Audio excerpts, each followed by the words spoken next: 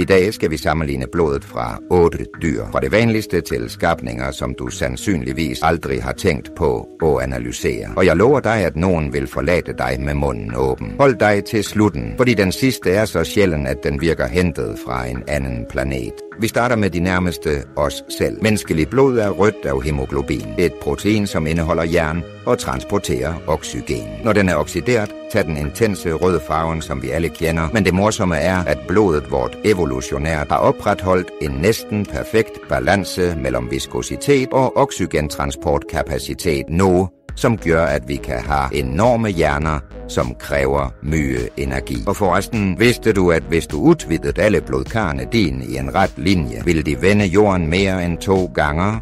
I de 7 bedste har vi blod fra kyrene, som er vældig likt vore, når det gælder fejre. Men de har et stort cirkulationsvolumen. En voksen ku kan være op til 40 liter blod, 10 gange mere end et menneske. Evolutionært lader dette dem opretholde sin stabile kropstemperatur og mate de store musklerne. Tilpasset sig til bejde lange timer og bevæge sig i åbent terræn. I tillæg transporterer blodet specielle næringsstoffer, som optimaliserer cellulose, fordøjelsen, noget vi ikke kan gøre. Og hvis koens blod allerede imponerer med volumet, kan du vente med at se, hvad som sker med mye mindre dyr. Hjertene deres slår så fort, at blodet deres må jobbe 2 gange for at holde dem i live. I top 6 har vi hundeblodet, som også er rig på røde blodplasmer. Noget, som hjælper til med at oxygenere musklerne din ras til at løbe og jagte. Derfor har en hund et hjerte, som slår mye raskere end vort, mellem 60 og 145 gange per minut. Interessant nok har blodet deres nogle forskellige immunologiske mekanismer. De er mere udsat for visse parasitter i blodet. For eksempel filaria, en orm, som lever i cirkulationssystemet. En tilpasning, som kommer fra at være direkte etterkommere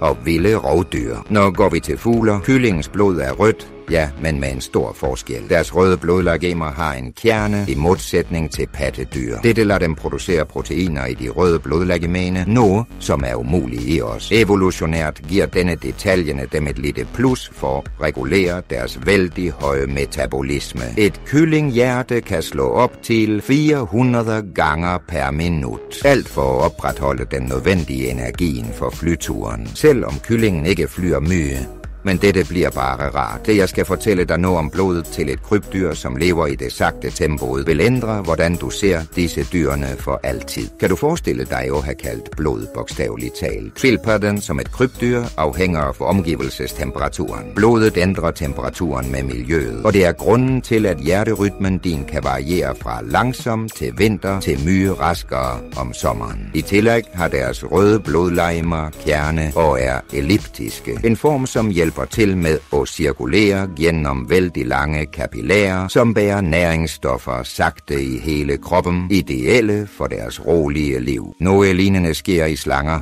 kaldt blod, men med en vri. Når en slange netop har spist, skyder metabolismen op til 10 gange, og med den blodstrømmen. Nogle studier har faktisk vist, at efter at have spist, vokser hjertet deres midlertidigt i størrelse for at pumpe mere blod og hjælpe til med at fordøje enormt byttedyr. Det er et brutalt eksempel på, hvordan cirkulationssystemet tilpasser sig øjeblikket. Og hvis slangens kalde blod allerede virkede ekstremt, forbered dig, fordi den næste har et så effektivt cirkulationssystem og flygte, at det næsten virker som en supermagt. I top 2 har vi kaninen, som har blodet mere likt mennesket af det du synes, men med en nøkkelforskjell. Dets røde blodlegemer er lidt mindre, noget som tillater en mere effektiv oxygentransport. Dette er fornuftigt, hvis du tror, at en kanin bliver gjort til at flygte. Du må oxygenere musklerne så raskt som muligt for at hoppe og rømme. Evolutionært kan et raskt cirkulationssystem være forskellen mellem at leve og være lunsig af en ræv.